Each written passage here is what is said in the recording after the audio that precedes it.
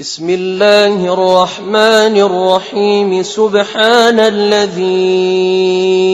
أسرى بعبده ليلا من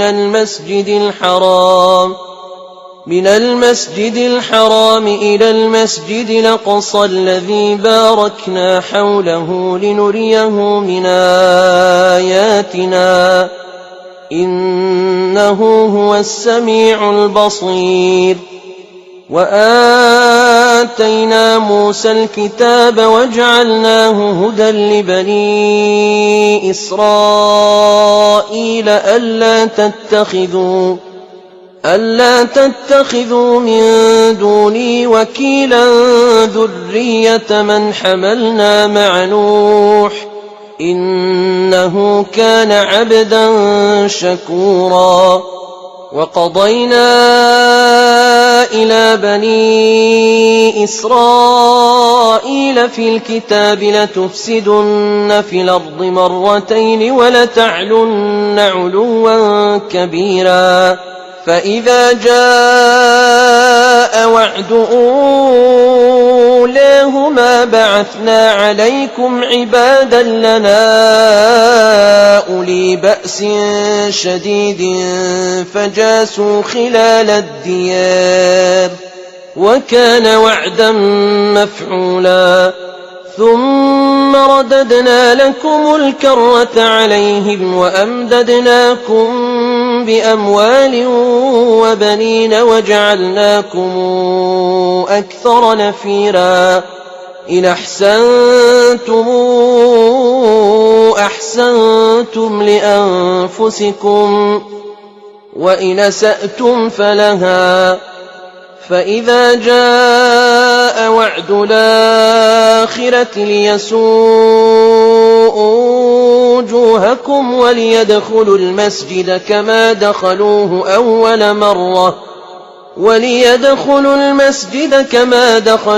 أول مرة وليتبروا ما علوا تتبيرا. عسى ربكم أن يرحمكم وإن عدتم عدنا وجعلنا جهنم للكافرين حصيرا. إن هذا القرآن يهدي للتي هي أقوم ويبشر المؤمنين الذين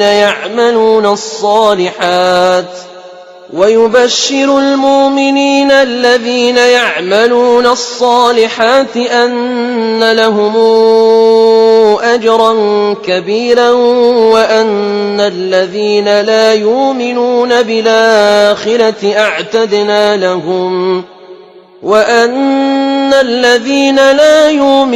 بالآخرة أعتدنا لهم عذابا أليما. ويدعو الإنسان بالشر دعاءه بالخير وكان الإنسان عجولا. وجعلنا الليل والنهار آيتين فمحونا آية الليل وجعلنا آية النهار مبصرة لتبتغوا فضلا من ربكم ولتعلموا عدد السنين والحساب وكل شيء فصلناه تفصيلا. وكل إنسان ألزمناه طائره في عنقه ونخرج له يوم القيامة كتابا يلقاه منشورا. اقرأ كتابك كفى بنفسك اليوم عليك حسيبا. من اهتدى فإنما يهتدي لنفسه ومن ضل فإنما يضل عليها ولا تزر وازرة وزر أخرى وما كنا معذبين حتى نبعث رسولا. وإذا أردنا أن نهلك قرية أمرنا متر فيها ففسقوا فيها فحق عليها القول فدمرناها تدميرا وكما أهلكنا من القرون من بعد نوح وكفى بربك بذنوب عباده خبيرا بصيرا من كان يريد العاجلة عجلنا له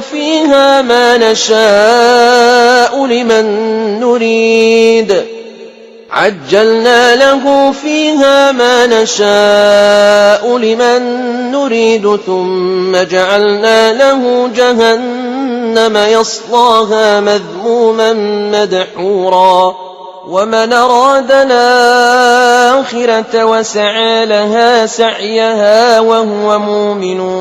فأولئك كان سعيهم مشكورا كلا نمد هؤلاء وهؤلاء من عطاء ربك وما كان عطاء ربك محظورا انظر كيف فضلنا بعضهم على بعض وللآخرة أكبر درجات وأكبر تفضيلا لا تجعل مع الله إلها آخر فتقعد مذموما مخذولا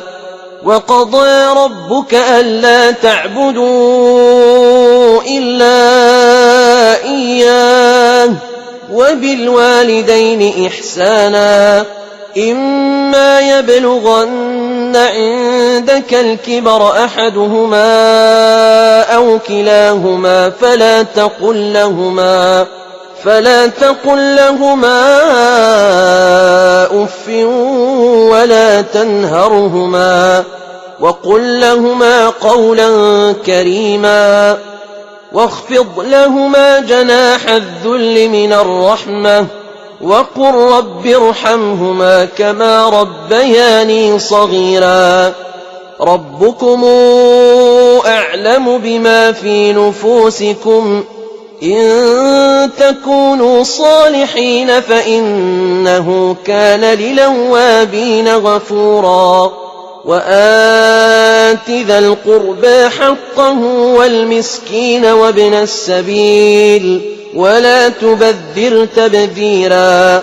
إن المبذرين كانوا إخوان الشياطين وكان الشيطان لربه كفورا وإما تعرضن عنهم ابتغاء رحمة من ربك ترجوها فقل لهم قولا ميسورا ولا تجعل يدك مغلولة إلى عنقك ولا تبسطها كل البسط فتقعد ملوما محسورا إن ربك يبسط الرزق لمن يشاء ويقدر إنه كان بعباده خبيرا بصيرا ولا تقتلوا أولادكم خشية إملاق نحن نرزقهم وإياكم إن قتلهم كان خطأ كبيرا ولا تقربوا الزنا إنه كان فاحشة وساء سبيلا ولا تقتلوا النفس التي حرم الله إلا بالحق ومن قتل مظلوما فقد جعلنا لوليه سلطانا فلا يسرف في القتل إنه كان منصورا ولا تقربوا مال اليتيم إلا بالتي هي أحسن حتى يبلغ أشده وأوفوا بالعهد إن العهد كان مسؤولا وأوفوا الكيل إذا كلتم وزنوا بالقسطاس المستقيم ذلك خير وأحسن تاويلا ولا تقف ما ليس لك به علم إن السمع والبصر والفؤاد كل أولئك كان عنه مسؤولا ولا تمش في الأرض مرحا إنك لن تخرق الأرض ولن تبلغ الجبال طولا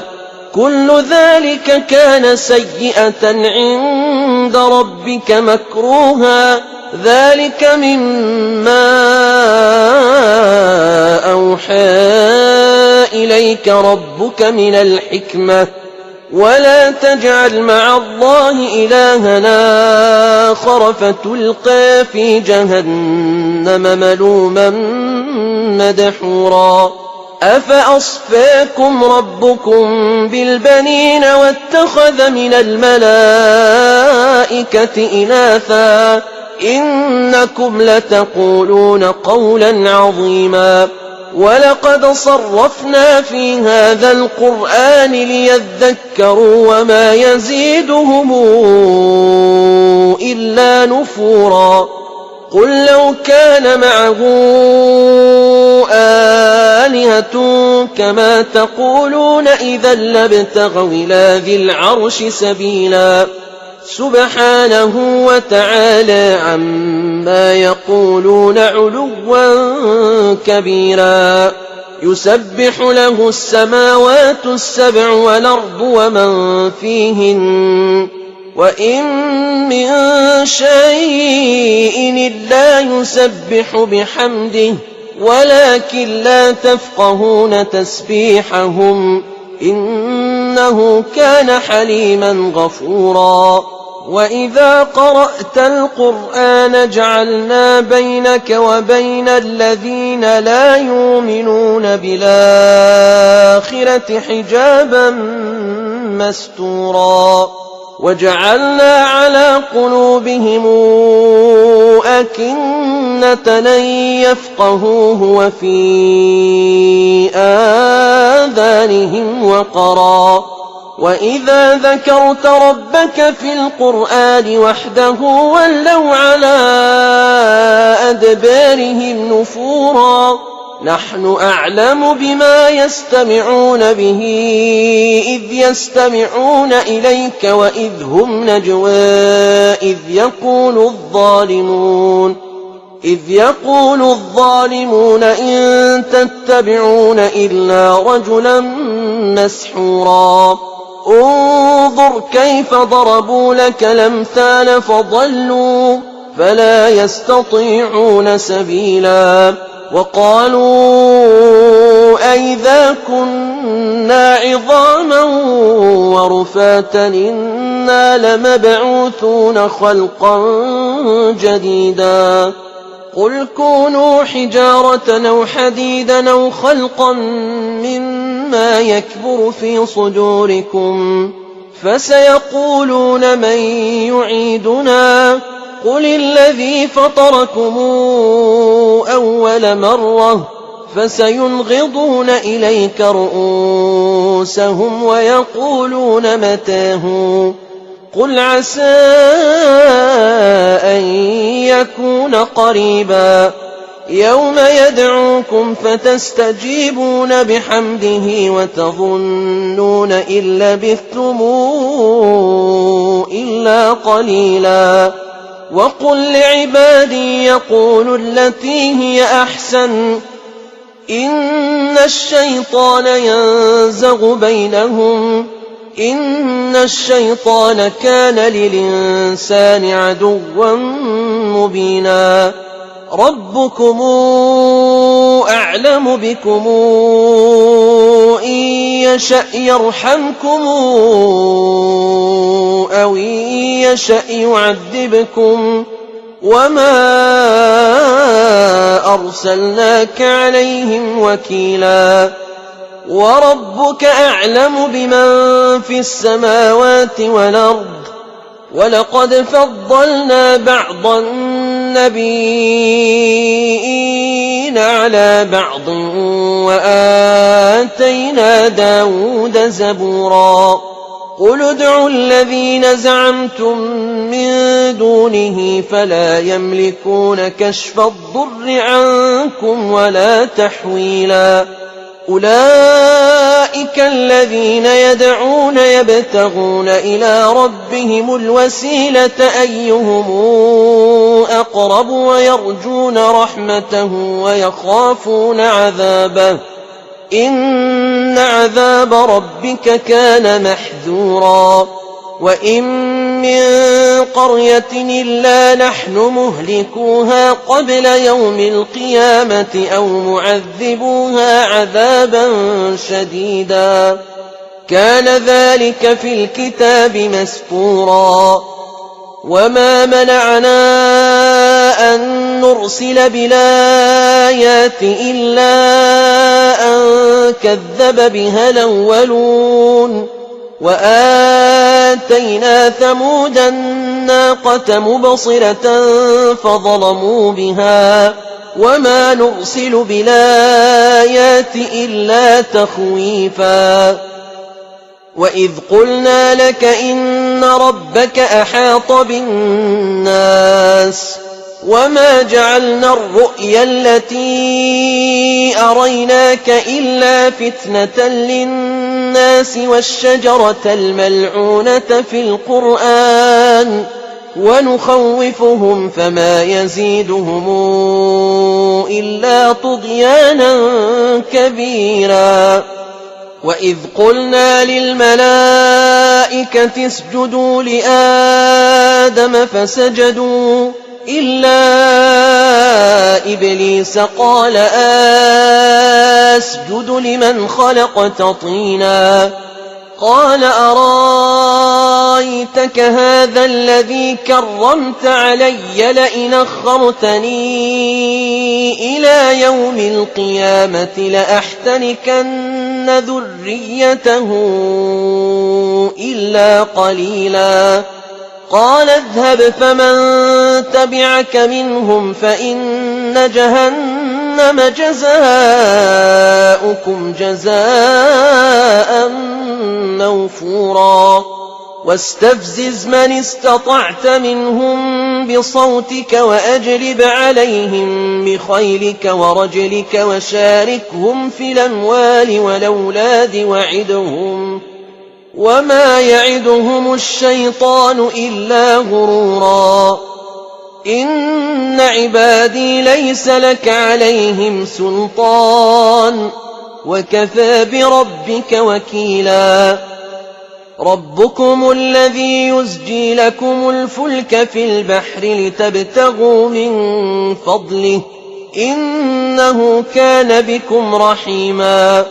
وإذا مسكم الضر في البحر ضل من تدعون إلا إياه فلما نجاكم إلى البر أعرضتم وكان الإنسان كفورا أفأمنتم أن يخسف بكم جانب البر أو يرسل عليكم حاصبا ثم لا تجدوا لكم وكيلا أم أمنتم أن يعيدكم فيه تارة أخرى فيرسل عليكم قاصفا من الريح فيغرقكم بما كفرتم ثم لا تجدوا لكم علينا به تبيعا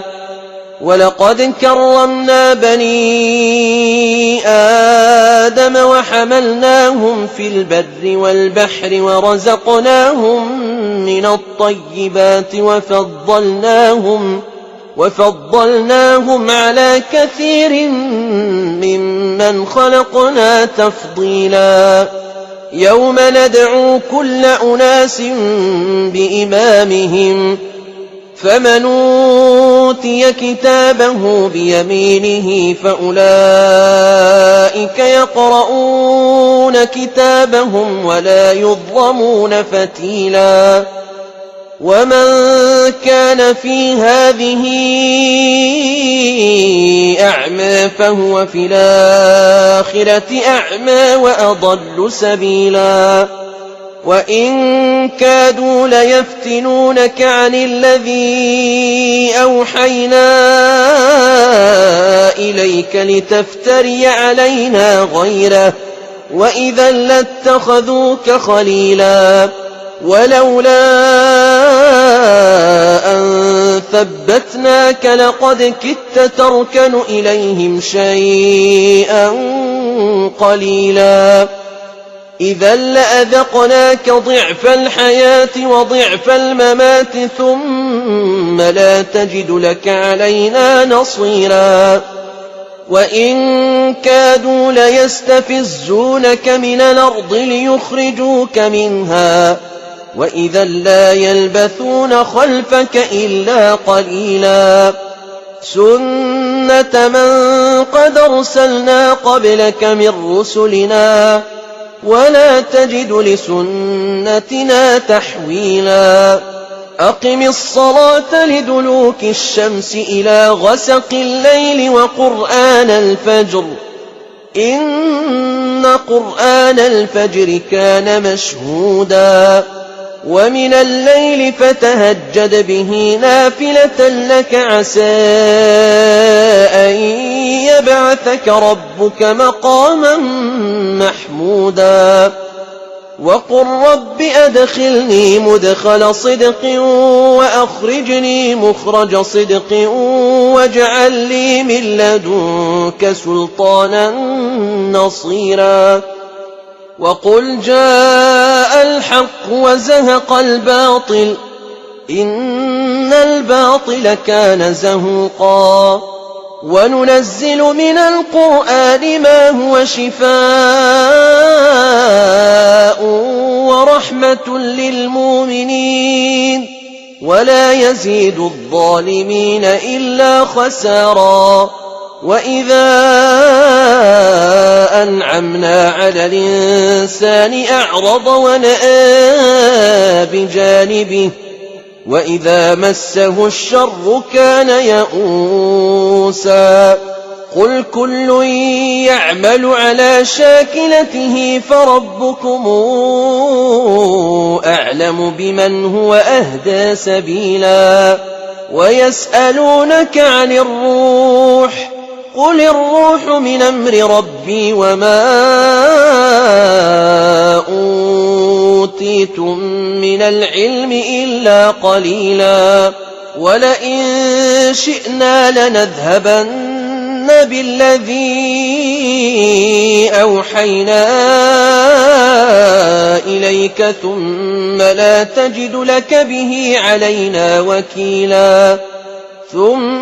لا تجد لك به علينا وكيلا إلا رحمة من ربك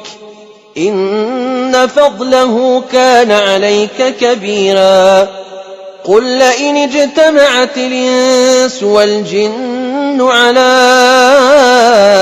أن ياتوا بمثل هذا القرآن لا ياتون بمثله ولو كان بعضهم لبعض ظهيرا ولقد صرفنا للناس في هذا القرآن من كل مثل فأبى أكثر الناس إلا كفورا وقالوا لن نؤمن لك حتى تفجر لنا من الأرض ينبوعا أو تكون لك جنة من نخيل وعنب فتفجر الأنهار خلالها تفجيرا أو تسقط السماء كما زعمت علينا كسفا أو تسقط السماء كما زعمت علينا كسفا أو تاتي بالله والملائكة قبيلا أو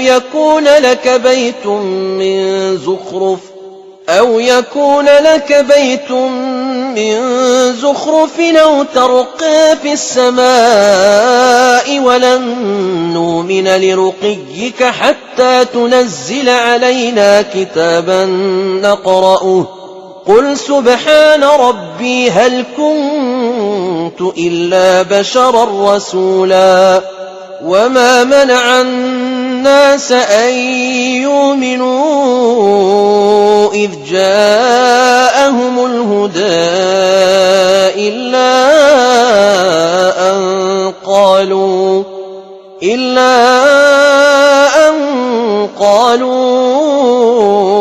أبعث الله بشرا رسولا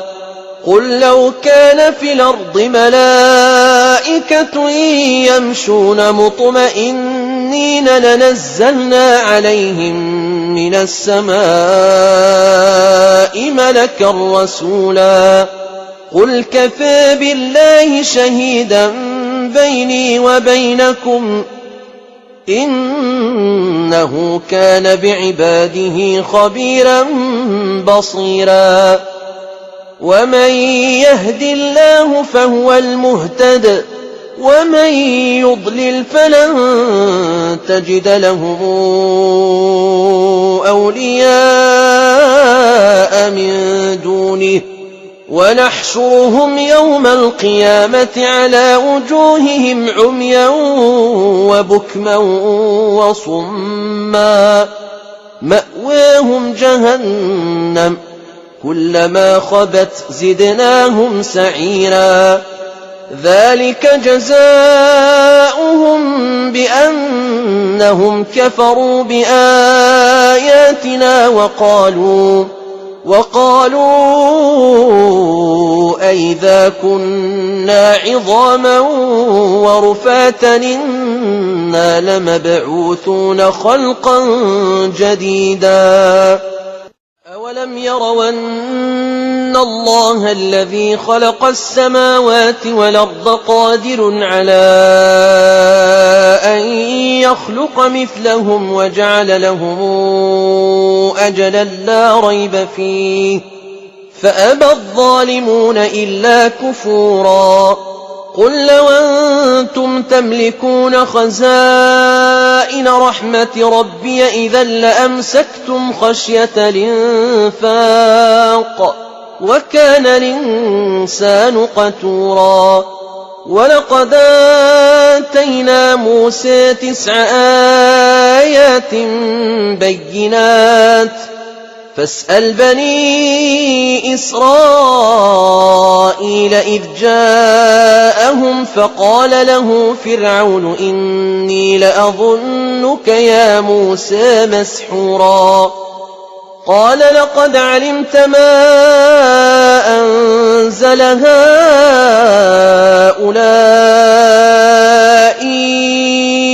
إلا رب السماوات والأرض بصائر وإني لأظنك يا فرعون مثبورا فأراد أن يستفزهم من الأرض فأغرقناه ومن معه جميعا وقلنا من بعده لبني إسرائيل اسكنوا الأرض فإذا جاء وعد الآخرة جئنا بكم لفيفا وبالحق أنزلناه وبالحق نزل وما أرسلناك إلا مبشرا ونذيرا وقرآنا فرقناه لتقرأه على الناس على مكث ونزلناه تنزيلا قل آمنوا به أو لا تؤمنوا إن الذين أوتوا العلم من قبله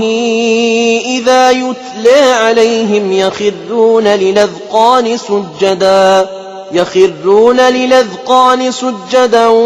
ويقولون سبحان ربنا إن كان وعد ربنا لمفعولا ويخرون للأذقان يبكون ويزيدهم خشوعا قل ادعوا الله أو ادعوا الرحمن أيما تدعوا فله الأسماء الحسنى ولا تجهر بصلاتك ولا تخافت بها وابتغ بين ذلك سبيلا وقل الحمد لله الذي لم يتخذ ولدا ولم يكن له شريك في الملك ولم يكن له ولي من الذل وكبره تكبيرا.